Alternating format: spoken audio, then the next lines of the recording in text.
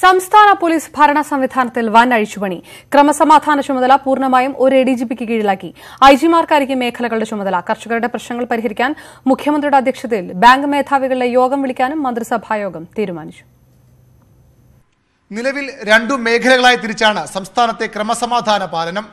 ദക്ഷിണ ഉത്തര മേഖലകൾക്ക് വെവ്വേറെ എഡിജിപിമാരുണ്ട്. കൂടാതെ 4 റേഞ്ചുകളും. സംസ്ഥാനത്തിന്റെ ആകെ ക്രമസമാധാന ചുമതല ഒരു എഡിജിപിക്ക് നൽകിയാണ് പരിഷ്കാരം.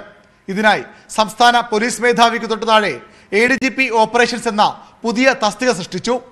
സോണുകളുടെ ചുമതല ഐജിമാർക്കാകും. ഡിഐജിമാരാകും റേഞ്ച് മേധാവിമാർ. ഭരണസൗകര്യത്തിനായാണ് സംവിധാനത്തിലെ മാറ്റമെന്നാണ് സർക്കാർ വിശദീകരണം.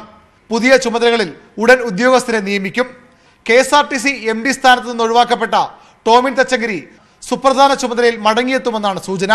കർഷകരുടെ പ്രശ്നങ്ങളിൽ അടിയന്തര ഇടപെടലിനും മന്ത്രിസഭായോഗം തീരുമാനിച്ചു.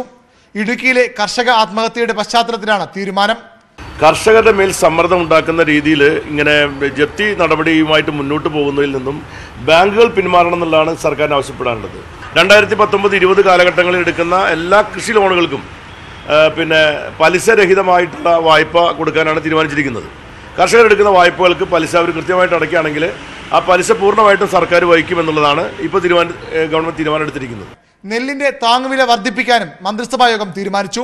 കിലോയ്ക്ക് 25 രൂപ 30 പൈസയിൽ നിന്ന് 26 രൂപ 30 പൈസയാണ് വർധന. ന്യൂസ് 18 തിരുവനന്തപുരം.